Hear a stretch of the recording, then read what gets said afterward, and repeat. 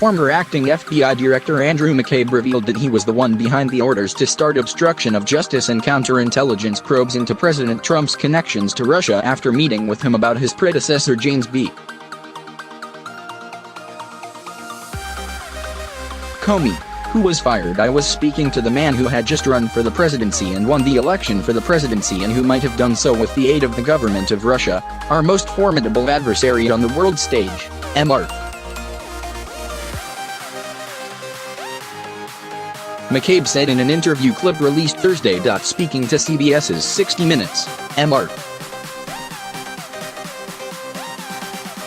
McCabe said that meeting with Mr. Trump troubled me greatly, so Mr. McCabe met with the Russia investigators the next day.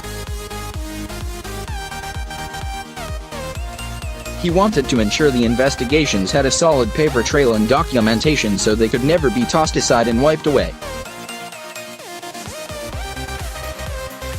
I was very concerned that I was able to put the Russia case on absolutely solid ground, in an indelible fashion, Mr. McCabe said. That were I removed quickly, or reassigned or fired, that the case could not be closed or vanish in the night without a trace. Mr. McCabe was later fired from the Justice Department. According to CBS host Scott Pelley, who interviewed Mr. McCabe, the former acting FBI director, also reaffirmed reports that Deputy Attorney General Rod Rosenstein offered to wear a wire to record the president in meetings. Mr. Rosenstein has dismissed such reports and said he was being sarcastic. However, Mr.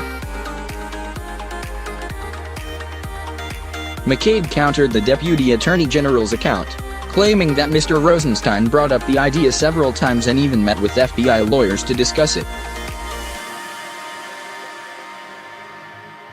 Mark Meadows, chairman of the House Freedom Caucus, called for Mr. Rosenstein to resign from office Thursday and reappear before Congress and testify in light of Mr. McCabe's claims. Mr. Rosenstein did testify in June, before the reports of him suggesting a wire and implementing the 25th Amendment surfaced in September. He resisted Republican efforts to bring him to the chamber in late 2018 to discuss the allegations. On Thursday, Mr. Rosenstein again denied the claims, which first surfaced in a piece by the New York Times last fall. The number 2 official at the Justice Department said Mr. McCabe's version of events is inaccurate and factually incorrect.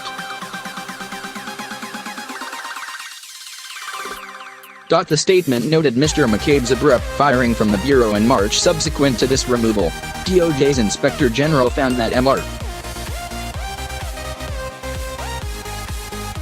McCabe did not tell the truth to federal authorities on multiple occasions, leading to his termination from the FBI. Mr. Rosenstein's statement said. Mr. Trump slammed Mr. McCabe as a disgrace and accused him of playing the victim in the interview.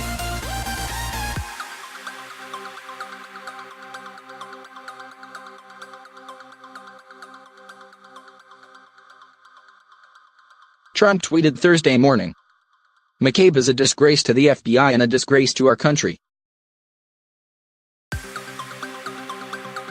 Senator Lindsey Graham, chairman of the Senate Judiciary Committee, on Thursday called for Mr.